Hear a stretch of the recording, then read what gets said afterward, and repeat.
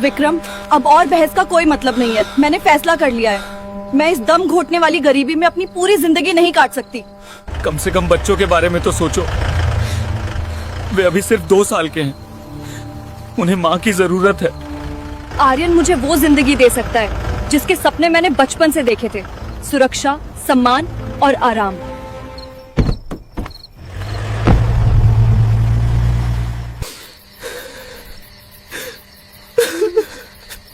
शहर की चमचमाती ऊंची इमारतों के बीच एक पुराना सा बदरंग ऑफिस था, जैसे किसी खूबसूरत तस्वीर पर पड़ा धुंधला दाग। उसी ऑफिस में विक्रम अपनी जिंदगी के सबसे मुश्किल दिन गुजार रहा था। सिर्फ 23 साल का था वह, लेकिन जिम्मेदारियों का बोझ इतना भारी था कि उसके चेहरे से जवानी की हल्की सी मुस्कान भी गायब हो चुकी थी। वह एक लॉजिस्टिक्स कंपनी में जूनियर मैनेजर था। दिन भर क्लाइंट्स की शिकायतें, बॉस के टारगेट और फाइलों का अंतहीन ढेर। कभी कभी ऑफिस के लोग उससे पूछ लेते, यार विक्रम, इतना दबाव कैसे झेल लेते हो? विक्रम बस हल्की सी मुस्कान दे देता, क्योंकि उसकी आंखों में एक अजीब चमक थी, जैसे राख के नीचे छुपी आग जो सही समय का इंतजार कर रही हो। उसी ऑफिस के अकाउंट सेक्शन में सानवी काम करती थी। सानवी सिर्फ खूबसूरत नहीं थी, उसके व्यक्तित्व में एक अलग ही गरिमा थी। संयम, आत्मविश्वास और एक ऐसी शालीनता जो किसी का भी ध्यान खींच ले। वह एक बहुत अमीर परिवार से थी। बचपन से ही ऐशो आराम में पली थी। बड़ी गाड़ियां, शानदार घर और हर इच्छा पल भर में पूरी हो जाना। लेकिन पता नहीं क्यों उसे विक्रम का सादापन अच्छा लगता था। कभी फाइल देते समय उनकी नजरें टकरा जाती, कभी लंच ब्रेक में 2-4 बातें हो जाती। धीरे धीरे काम की बातें चाय के कप तक पहुंची और फिर वही बातें शाम की लंबी बातचीतों में बदल गईं। सानवी के पिता अक्सर कहा करते थे, शादी हमेशा बराबरी वालों में करनी चाहिए, तभी रिश्ते टिकते हैं। लेकिन सानवी को विक्रम की ईमानदारी में वो अमीरी दिखती थी जो बड़े बैंक बैलेंस में भी नहीं मिलती। जब घर में उसकी शादी की बातें शुरू हुई तो एक दिन उसने विक्रम से साफ कहा, अगर आज हमने अपने लिए खड़े होने की हिम्मत नहीं दिखाई तो हम जिंदगी भर पछताएंगे। विक्रम के पास न महल थे, न बड़ी गाड़ियां, लेकिन उसके पास एक मजबूत कंधा था और सच्चा दिल। एक तूफानी रात थी। आसमान से बारिश ऐसे बरस रही थी जैसे धरती से कोई पुराना हिसाब चुका रही हो। उसी रात शहर के एक पुराने मंदिर में दोनों ने 7 फेरे ले लिए। दोनों को उम्मीद थी समय के साथ परिवार मान जाएगा, लेकिन ऐसा नहीं हुआ। सानवी के पिता ने इस रिश्ते को अपनी बेइज्जती समझा। उन्होंने सानवी से सारे रिश्ते तोड़ दिए। इतना ही नहीं, अपने प्रभाव से उन्होंने विक्रम की नौकरी भी छिनवा दी। एक ही पल में उनकी दुनिया बदल गई। कुछ ही दिनों बाद दोनों एक नए शहर इंद्रप्रस्थ आ गए। यह शहर सपनों से भरा था, लेकिन उनके हिस्से आई एक तंग गली। ऐसी गली जहां सूरज की किरणें भी जैसे गरीबी देखकर रास्ता बदल लेती थी। विक्रम ने बहुत कोशिश की, एक ऑफिस से दूसरे ऑफिस तक भटका, लेकिन हर जगह किसी न किसी तरह सानवी के पिता का असर पहले से पहुंच चुका था। कोई उसे नौकरी देने को तैयार नहीं था। एक दिन विक्रम ने सानवी की आंखों में पहली बार बेबसी देखी। उस पल उसका दिल टूट गया। उसने अपनी डिग्री, अपनी पहचान, सब कुछ एक तरफ रख दिया और एक कंस्ट्रक्शन साइट पर मजदूरी शुरू कर दी। जिस युवक ने कभी भारी फाइल से ज्यादा कुछ नहीं उठाया था, अब वह तपती धूप में अपनी पीठ पर ईंट और सीमेंट के बोरे ढो रहा था। पसीना आंखों में जाता तो जलन होती, हाथों में छाले पड़ जाते, लेकिन वह रुकता नहीं था। रात को जब वह घर लौटता तो उसका शरीर दर्द से कराह रहा होता। सानवी उसके फटे हाथों को पकड़ लेती और रो पड़ती। विक्रम मुस्कुरा देता। वह अपनी धूल भरी शर्ट से उसके आंसू पोंछते हुए कहता, पगली, ये पसीना नहीं है, ये हमारी आने वाली खुशियों की नींव है। शादी के 2 साल बाद उनके घर में 2 नन्हे मेहमान आए, जुड़वां बेटे आर्यन और कबीर। उनकी पहली रोने की आवाज सुनते ही विक्रम की आंखें भर आईं। उस पल उसे लगा वह दुनिया का सबसे अमीर आदमी है, लेकिन खुशी के साथ जिम्मेदारियां भी दोगुनी हो गईं। 2 बच्चों का दूध, कपड़े, दवाइयां। अब विक्रम दिन में मजदूरी करता और रात में पुरानी टैक्सी चलाता। नींद जैसे उसकी जिंदगी से हमेशा के लिए गायब हो चुकी थी। लेकिन धीरे धीरे सानवी का धैर्य टूटने लगा। गरीबी इंसान को सिर्फ कमजोर नहीं करती, कभी कभी उसका स्वभाव भी बदल देती है। अब वह पहले वाली मुस्कुराती सानवी नहीं रही थी। छोटे छोटे झगड़े, ताने और हर दिन की तंगी। अब उसे विक्रम की मेहनत कम और अपनी मजबूरी ज्यादा दिखने लगी थी। एक रात वह अचानक फट पड़ी, विक्रम, देखो हमारी हालत, छत से पानी टपक रहा है, बच्चों के पास कल के लिए दूध नहीं है, और तुम कहते हो सब ठीक हो जाएगा। विक्रम ने थकी आवाज में कहा, मैंने आज ठेकेदार से एडवांस मांगा था, उसने मना कर दिया। लेकिन अगले हफ्ते कंक्रीट का काम खत्म होगा तो बस, सानवी ने बीच में रोक दिया। यहां दाने दाने के लाले पड़े हैं।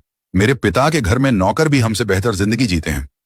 उसकी आंखों में अब प्यार नहीं, शिकायत थी। मैंने तुमसे प्यार इसलिए किया था क्योंकि मुझे लगा था तुम कुछ बनोगे, लेकिन तुम तो बस एक साधारण मजदूर बनकर रह गए। फिर उसने विक्रम की पसीने से भीगी कमीज की ओर इशारा किया। और ये बदबू, अब मुझे इससे घिन आती है। कमरे में कुछ पल के लिए गहरा सन्नाटा छा गया। फिर विक्रम ने शांत लेकिन मजबूत आवाज में कहा, अगर तुम्हें लगता है कि मेरी मेहनत एक बोझ है तो शायद तुम मेरे साथ रहने की वजह भी नहीं देखती। वह थोड़ा रुका, फिर बोला, लेकिन एक बात याद रखना, मैं हार नहीं मानूंगा। चाहे मुझे खुद को मिटाना पड़े, मैं अपने बच्चों को वो जिंदगी दूंगा जिसकी तुमने कभी कल्पना भी नहीं की होगी। और शायद किस्मत भी उसी पल कोई नया मोड़ लिख रही थी, क्योंकि बहुत जल्द उनकी जिंदगी में एक नया नाम आने वाला था। एक बड़ा उद्योगपति, एक टेक्सटाइल कंपनी का मालिक, आर्यन मल्होत्रा, जिसकी एंट्री उनकी पूरी कहानी की दिशा बदल देने वाली दौलत, ताकत और चालाक दिमाग, ये तीनों चीजें आर्यन के पास भरपूर थीं। लेकिन उसकी सबसे खतरनाक ताकत कुछ और थी। वह इंसानों की कमजोरी पहचानना जानता था। सानवी की आंखों में छिपी थकान, उसके टूटते सपनों की आवाज, उसकी मजबूरी, आर्यन ने सब समझ लिया था। और फिर उसने धीरे धीरे अपना जाल बुनना शुरू किया। कभी महंगे गिफ्ट, कभी चमकदार पार्टियों की तस्वीरें, कभी बड़े घर और आराम भरी जिंदगी के सपने। वह अक्सर सानवी से कहता, सानवी, तुम जैसी लड़की इस तंग जिंदगी के लिए नहीं बनी हो। तुम्हें तो आसमान में उड़ना चाहिए। ये छोटी सी दुनिया तुम्हारे लिए नहीं है। धीरे धीरे उसके शब्द सानवी के दिल में उतरने लगे। उधर विक्रम, वह अपनी मेहनत में इतना डूब चुका था कि उसे घर के अंदर उठ रहे उस तूफान की भनक तक नहीं लगी। एक रात की बात है। विक्रम ने उस दिन लगातार 2 शिफ्ट काम किया था। शरीर थकान से टूट रहा था। जैसे तैसे वह घर पहुंचा, लेकिन जैसे ही उसने दरवाजा देखा, वह अचानक रुक गया। दरवाजा आधा खुला था। घर के अंदर अजीब सा सन्नाटा था, और उस सन्नाटे को चीर रही थी 2 मासूम आवाजें, आर्यन और कबीर के रोने की आवाज। विक्रम घबराकर अंदर भागा। अलमारी खुली थी, कपड़े गायब थे। घर जैसे अचानक खाली हो गया था। मेज पर एक छोटा सा कागज रखा था। विक्रम के हाथ कांप रहे थे। उसने धीरे से वह नोट उठाया। उस पर लिखा था, विक्रम, मैं हार गई हूं। मैं इस बदहाली में अपनी जवानी और अपने सपनों को खत्म नहीं कर सकती। आर्यन मुझे वो जिंदगी दे सकता है जिसकी मुझे जरूरत है। मैं उसके साथ हमेशा के लिए जा रही हूं। अपने बेटों को खुद संभाल लेना। वे शायद तुम्हारी तरह मेहनती बन जाएंगे। अलविदा। उस पल विक्रम को लगा जैसे उसके पैरों के नीचे की जमीन खिसक गई हो। दिल के अंदर कुछ टूट कर बिखर गया था। वह चुपचाप फर्श पर बैठ गया। दोनों बच्चों को अपनी छाती से लगा लिया। उस रात उसने एक भी आंसू नहीं बहाया। बस मन ही मन एक वादा किया, अब किसी से कोई उम्मीद नहीं। अब मेरी दुनिया सिर्फ मेरे बेटे हैं और मेरा काम। अगले दिन से विक्रम बदल चुका था। अब वह अपना दुख रोकर नहीं, मेहनत में बदलने लगा। दिन में वह मजदूरी करता, लेकिन अब वह सिर्फ ईंटें नहीं उठाता था। वह सीख रहा था कौन सा मटेरियल अच्छा होता है, कौन सा ठेकेदार चोरी करता है, एक मजबूत इमारत कैसे खड़ी होती है। रात को जब बच्चे सो जाते तो वह पुराने इंजीनियरिंग के नक्शे पढ़ता। कभी कभी खुद से पूछता, क्या मजदूर हमेशा मजदूर ही रहता है, या एक दिन मालिक भी बन सकता है। एक दिन निर्माण साइट पर मुख्य मिस्त्री बीमार पड़ गया। काम रुकने वाला था। तभी विक्रम आगे आया। साहब, उसने ठेकेदार से कहा, यह दीवार मैं बना देता हूं, गारंटी है, एक मुट्ठी मसाला भी खराब नहीं होगा। ठेकेदार पहले हंस पड़ा, लेकिन मजबूरी में उसे मौका दे दिया। और जब विक्रम ने दीवार बनाई तो वह इतनी सीधी और मजबूत थी कि बिल्डिंग का मालिक खुद देखने आ गया। उसने हैरानी से पूछा, तुम मजदूर हो या इंजीनियर? विक्रम हल्का सा मुस्कुराया, साहब, अभी तो मजदूर हूं, लेकिन सीख रहा हूं। कुछ दिनों बाद वही मालिक फिर उससे मिला। उसने कहा, मेरे पास एक छोटा प्रोजेक्ट है, क्या तुम उसका ठेका लोगे? विक्रम कुछ पल तक उसे देखता रहा। यह उसके लिए किसी सपने जैसा था। न पैसा था, न बड़े संसाधन, लेकिन उसके पास एक चीज थी, ईमानदारी, और वही उसकी सबसे बड़ी पूंजी बन गई। उसने अपने 4 भरोसेमंद मजदूरों को बुलाया और साफ साफ कहा, शुरुआत में पैसे कम मिलेंगे, लेकिन अगर मेहनत की तो एक दिन हम खुद मालिक बनेंगे। लोग उसका मजाक उड़ाते थे, जिसकी बीवी भाग गई वह घर बनाएगा, लेकिन विक्रम बस मुस्कुरा देता। उसकी आंखों में अब 2 चीजें थीं, अपने बेटों का भविष्य और खुद को साबित करने की आग। कुछ समय बाद उसने अपनी पहली कंपनी रजिस्टर कराई, विक्रम एंड सन्स इंफ्रास्ट्रक्चर। शुरुआत में उसके पास सिर्फ 2 मजदूर थे, लेकिन उसकी ईमानदारी की चर्चा धीरे धीरे फैलने लगी। छोटे प्रोजेक्ट मिले, फिर बड़े, और धीरे धीरे उसका नाम बनने लगा। विक्रम मजदूरों के साथ जमीन पर बैठकर खाना खाता था। क्यों? क्योंकि वह जानता था पसीना बहाने वाले लोगों की कीमत क्या होती है। वह कई मजदूरों के बच्चों की पढ़ाई का खर्च भी उठाने लगा, शायद इसलिए क्योंकि वह खुद कभी उसी दर्द से गुजर चुका था। 5 साल बीत गए। विक्रम अब छोटा ठेकेदार नहीं रहा था, वह शहर का उभरता हुआ बिल्डर बन चुका था। आर्यन और कबीर स्कूल जाने लगे थे। हर सुबह विक्रम उन्हें अपनी पुरानी साइकिल पर स्कूल छोड़ता और फिर सीधे निर्माण साइट पर पहुंच जाता। एक दिन उसने शहर के बाहर एक ऐसी जमीन खरीदी जहां कोई निवेश करने को तैयार नहीं था। लोग हंसने लगे, यहां कौन घर खरीदेगा? लेकिन विक्रम की सोच अलग थी। उसने वहां एक नया प्रोजेक्ट शुरू किया, अफोर्डेबल हाउसिंग, छोटे घर, कम कीमत, ईमानदार निर्माण। और देखते ही देखते वह प्रोजेक्ट सुपरहिट हो गया। अब शहर के बड़े बड़े उद्योगपति भी विक्रम की तारीफ करने लगे थे। उसके पास अपनी गाड़ी थी, बड़ा ऑफिस था, लेकिन उसके अंदर का मजदूर अभी भी जिंदा था। वह आज भी धूप में काम करते मजदूरों को देखकर रुक जाता था, क्योंकि उसे पता था मेरी कहानी भी यहीं से शुरू हुई थी। समय का पहिया घूमता रहा। 15 साल गुजर गए। इंद्रप्रस्थ शहर का नक्शा बदल चुका था, और उस बदलाव के पीछे जिस नाम की सबसे ज्यादा चर्चा होती थी वह नाम था विक्रम। कभी ईंटें ढोने वाला वह मजदूर अब विक्रम एंड सन्स ग्रुप का चेयरमैन बन चुका था। लेकिन उसने अपने बेटों को ऐशो आराम में नहीं पाला। वह अक्सर अपनी पुरानी फटी मजदूरी वाली शर्ट निकालता और उन्हें दिखाकर कहता, बेटा, यह शर्ट ही तुम्हारी असली विरासत है। अगर इसे भूल गए तो यह साम्राज्य गिरने में देर नहीं लगेगी। आर्यन शांत और समझदार था। कबीर अपने पिता की तरह जिद्दी और मेहनती। दोनों के दिल में अपने पिता के लिए गहरा सम्मान था। एक दोपहर की बात है, विक्रम अपनी नई टाउनशिप का उद्घाटन करके ऑफिस लौटा ही था कि उसने बाहर हलचल देखी। सुरक्षाकर्मी एक कमजोर सी महिला को गेट से बाहर निकालने की कोशिश कर रहे थे। वह महिला बहुत थकी हुई लग रही थी। कपड़े मैले थे, चेहरा जिंदगी की मार से झुका हुआ।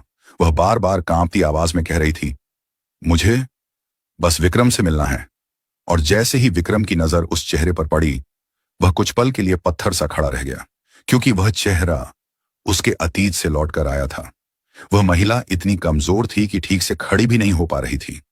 उसके कदम बार बार लड़खड़ा रहे थे, जैसे हर कदम उठाने के लिए उसे अपनी बची खुची ताकत जुटानी पड़ रही हो। चेहरे पर गहरी झुर्रियां थीं, आंखों में ऐसी थकान थी जो सिर्फ वही इंसान समझ सकता है जिसे जिंदगी ने बुरी तरह तोड़ा हो। वह बार बार गार्ड से विनती कर रही थी, मुझे बस विक्रम से मिलना है, एक बार। गार्ड उसे गेट से बाहर करने ही वाले थे कि तभी अंदर से निकलते हुए विक्रम की नजर उस पर पड़ी, और उसी पल समय जैसे थम गया। विक्रम की सांस अटक गई। दिल के अंदर कहीं पुराने जख्म अचानक जाग उठे, क्योंकि वह कोई अजनबी नहीं थी। वह सानवी थी, वही सानवी जिसने कभी गरीबी से हारकर उसे और अपने बच्चों को छोड़ दिया था। विक्रम कुछ पल चुप खड़ा रहा।